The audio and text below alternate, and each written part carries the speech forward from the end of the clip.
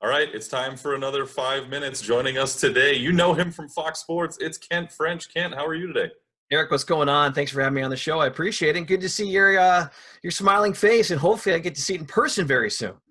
Yeah, hopefully when hockey season rolls back around, it could be great. Hopefully we get things going again real soon. All right, so what are we going to be talking about today? It's about the fans, Eric.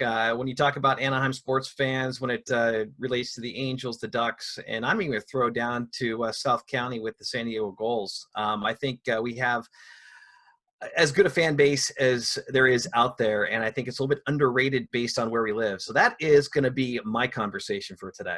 I love it. All right, let's get 5 minutes on the clock, and here we go. I'll let you have the first word since you're around those people more than I am. Well, the first thing I'm going to say about the Anaheim fans is that they travel very well. I think that's something that a lot of people don't realize, but I'm very fortunate to go from city to city with both teams, the Angels and the Ducks. And whenever I go to visiting ballparks, I see a ton of Ducks orange. I see a lot of Angel red. And don't get me wrong, when you have the best player in the game and Mike Trout from the baseball side, yes, there's going to be a lot of Angel red out there, a lot of number 27 jerseys. And I think one thing, too, that helps us have such a good fan base is the great athletes that we have on both teams. I will start with the Angels and go to Mike Trout. He's a guy that signs autographs up until maybe 5 minutes before first pitch. I think that's something that we don't see a lot of. I think you saw Major League Baseball a couple of years ago at the All-Star game push back to Trout and say you need to be more interactive social media-wise. He's like, wait a second, that's not what I do. I'm all about the fans. He doesn't need the fanfare when it comes to the attention, but he's a guy that reaches out. And I think it goes down the road with the rest of his teammates. On the Ducks side, it starts with the captain, Ryan Getzlaf, and these guys are very much about the community. They go out, they're amongst the fans, do a lot with chalk. Of course, UCI, some of their big sponsors, but they give back and they're out in front of the fans. So let's bring it back to the fans. And as a result, you got some hardcore fans on each side. And as I mentioned, it's the travel aspect to see them out there, to see them come to the rink, to the ballpark, to support their team. It's great to see. And they come by and they say hello to me. And that makes me feel good to know that we got some fans and some not so nice buildings, if you would say. So, yeah, that's one thing. The Ducks fans, the Angels fans, they travel very well. Yeah, I think your point is great because overall, I think Anaheim is very underrated as a sports town. Of course, they're in the shadow of Los Angeles. We know that. They get all the accolades for the most part. But every day, no matter the success of the team, everyone's there showing up. You mentioned the players interacting with the fans all the way up until first pitch in Mike Trout's case. And that's what brings everybody to the ballpark. And I think it's much more of a community-based feel when you go to Angel Stadium or when you go to Honda Center. And the other thing is the passion for me.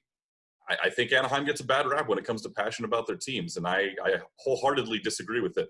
The two loudest places I've been to in my life as far as sports venues, and granted, I haven't been to a ton. The first is CenturyLink Field in Seattle. I don't think it gets any louder than that, maybe Arrowhead in Kansas City, but I haven't been there yet. The second is Honda Center during a playoff game. They blow the roof off of that place, and I just see nationally that people don't respect Anaheim as much, and they need to because these people care. And you know why, too, is there's so much to do in Orange County. There's so much to do in Southern California. I mean, you can ski and surf in the same day. And those are things you can't do in other cities. And if your sports team is not finding success, you can go and find other things to do. In other markets, you show up to boo. You show up if they're not playing well.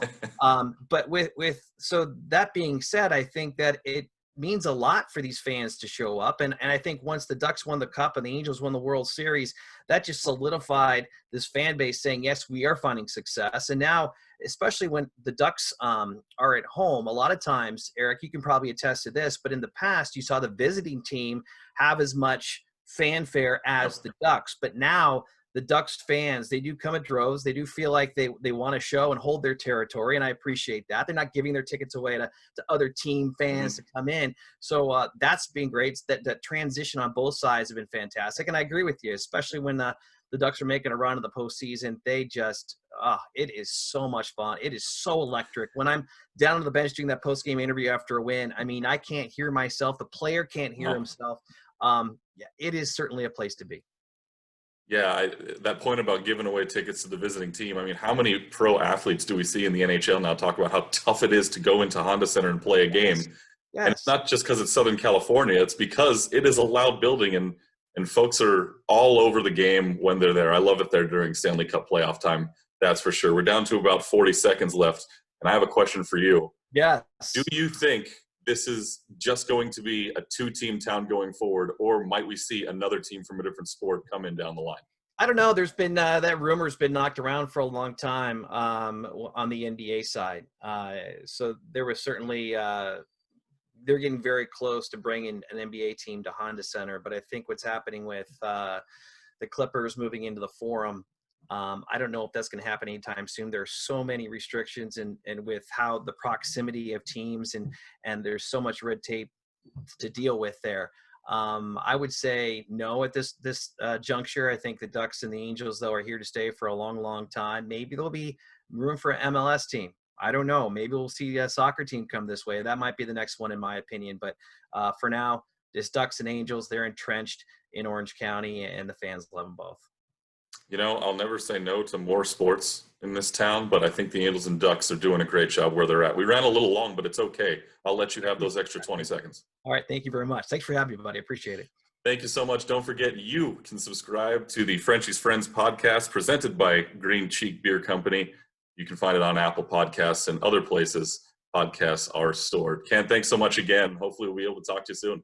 Always a pleasure. Thanks again for having me, bud.